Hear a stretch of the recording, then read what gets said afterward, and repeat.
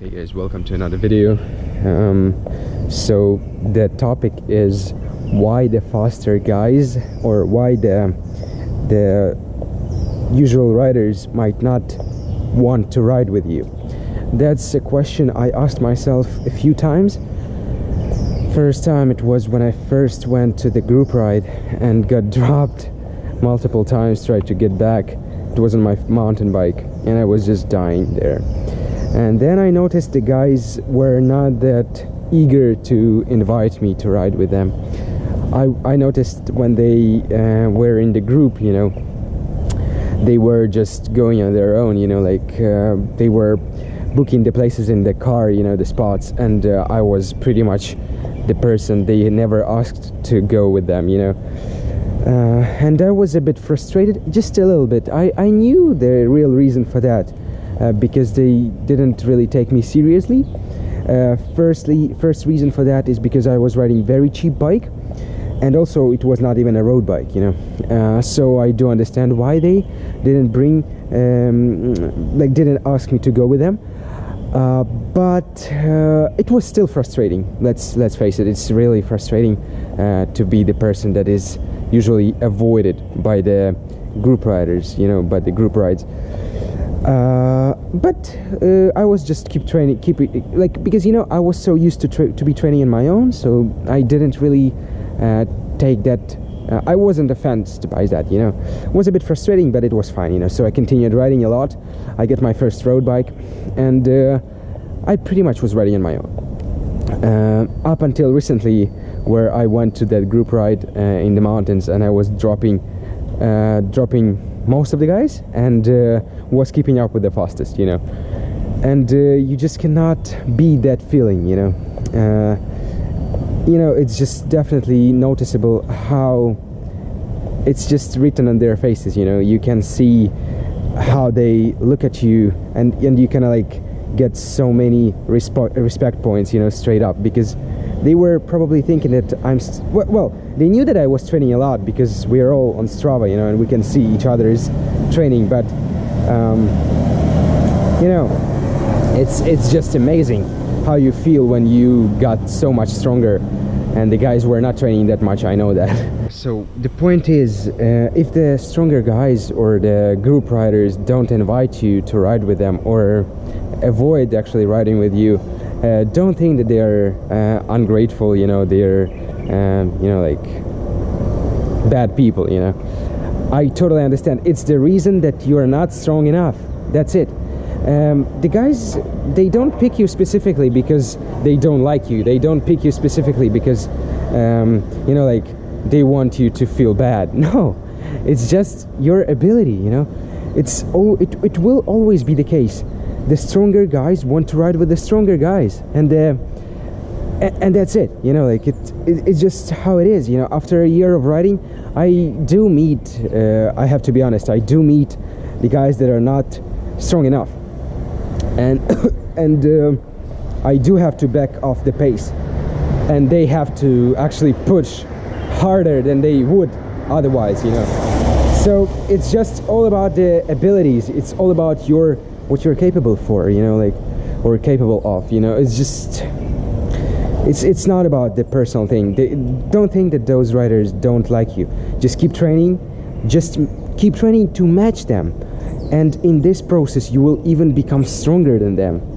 That's what I actually discovered on my own experience, you know. So, and it's amazing, you know, because when you do keep doing it, when you do feel passion to this sport, when you do feel passion to riding a lot, you pretty much become so strong that the guys will actually ask you to come with them, just to be the pacer, you know, just to be kind of like the strongest guy in the peloton, you know. And they will be happy to invite you, but you have to prove it, you know. You have to prove that you are capable of doing that, you know. Like, no one wants to have the you know, the weakest person in the group, you know, because the weakest person will definitely drop off, you know. And it's not cool, you know, because otherwise, if you're in the group and you have some group addicts or ethics, like you cannot really leave the person that far back, you know. but it's also not enjoyable to be going you know, like a lot easier or a lot slower, you know, than you would otherwise, you know, just because of one person. So it's not the personal thing, it's just the thing of abilities, you know. So definitely if you feel a bit you know, like down because the guys don't want to ride with you, it just means that they are a lot stronger than you probably, and just keep going, keep training, and keep riding. Definitely if you live in Europe or Australia or US, everywhere, you will meet so many riders to match your abilities to be training with.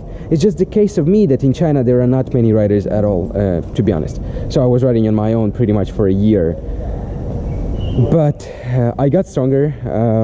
You know, like now I can actually set the pace at the front of the group, you know. So it means that like, you know, you're not limited. You can do it on your own. You can train with other guys, and then you can probably come to the group and be very strong, you know. So you're not limited. No one is limited. So don't be afraid of training on your own. Don't be actually I would recommend you enjoying the riding on your own, you know, enjoying being in nature. And it's the first point, you know, like you shouldn't be going for a ride just because of someone else, you know. It's definitely a great motivation if you're like, you know, early morning and you don't want to go out and someone is waiting for you. It's great, I agree, but the first point should be that you are enjoying being on your bike on your own, you know. And then being with someone else will be even greater, you know, will be even better. So yeah, it's just a quick video. I decided I will record just because I saw this guy that sent me a message then a few days ago that we were riding together, and he said, hey big brother, can you teach me to ride? He probably used the Translate app from Chinese, but like, you cannot teach to ride anyone. It's just that you go out and you ride. That's how you learn. It's not that you can be taught to ride. Well, I mean, like, if you cannot ride a bike, you can be taught to ride by your friends or parents, just they hold you.